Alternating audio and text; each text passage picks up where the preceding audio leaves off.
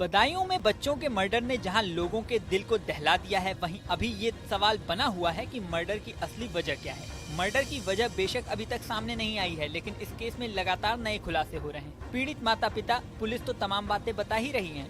साथ ही पूरे murder case में जिंदा बच गए 8 साल के पीयूष ने भी खास बात बताई। उसने बताया कि मर्डर से पहले साजिद ने उसके दोनों भाइयों से क्या मांगा था। पीयूष ने बताया कि साजिद ने मेरे बड़े भाई आयुष से चाय मंगवाई थी और छोटे भाई आहान से पानी मंगवाया था। जब बड़ा भाई चाय लेकर आया तो उसको मार दिया और फिर छोटा आया तो उसे भी मार दिया। मेरा छोटा भाई चीखा तो मैं ऊपर गया। जब मैं छत पे गया तो वो दोनों भाइयों को मार चुका था और गेट बंद कर रहा था। उसने मुझे देखा और मुझे मारने की कोशिश की। मैं तभी उसे धक्का देकर भाग गया। वारदात के समय साजिद और जावेद दोनों ही मौजूद थे। इस हत्याकांड के कुछ घंटों बाद ही पुलिस ने आरोपी साजिद को एनकाउंटर में ढेर कर दिया। वहीं दूसरा आरोपी जावेद अभी भी फरार है। पुलिस को उसकी तलाश है। माना जा रहा है कि जावेद के पकड़ में आने के बाद ही इस मर्डर केस की वजह के बारे में कुछ पता चल सकेगा। दोनों बच्चों के पोस्टमार्टम की रिपोर्ट सामने आ चुकी है।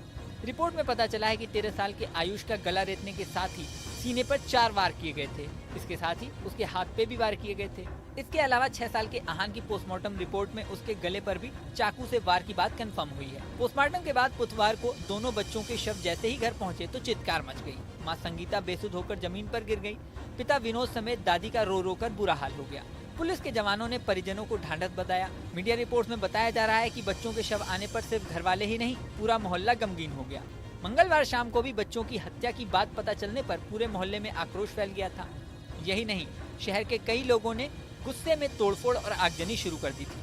कुछ ही घंटों बाद साजिद के एनकाउंटर की बात पता चली तो लोगों का गुस्सा कुछ कम हुआ। अभी भी मोहल्ले के लोग जल्द से जल्द इस केस में न्याय की मांग कर रहे हैं। सुनिए इस बारे में पुलिस का क्या कहना है।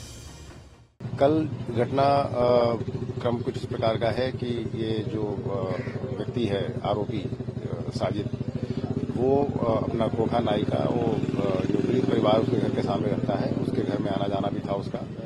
और कल शाम को 7:30 बजे ऐसा बताया गया है कि वो सीढ़ियों से घर में आया और ऊपर छत पर सीधा चला गया। जाकर के वहां उसने जो दोनों बच्चे खेल रहे थे उन पर आक्रमण किया और दोनों बच्चों की हत्या कर दी। और वहां से फिर नीचे निकल के आया और जब वो जाने लगा तो भीड़ ने उसको पकड़ने की कोशिश की, लेकिन भीड़ से निकल के वो भाग गया। पुलिस को सूचना मिलते ही पुलिस ने मौके पर पहुंच करके स्थिति को संभाला और जब ये पता चला कि वहां से भाग गया है तो उसकी तलाश में टीमें भी निकाल दी गई। थोड़ी देर के बाद ही सूचना मिली कि शेखुपुर के जंगल में ब्लड स्टेन कपड़े, जो बच्चों का जो खून लगा था उस तरह के कपड़ों में कोई व्यक्ति भाग रहा है।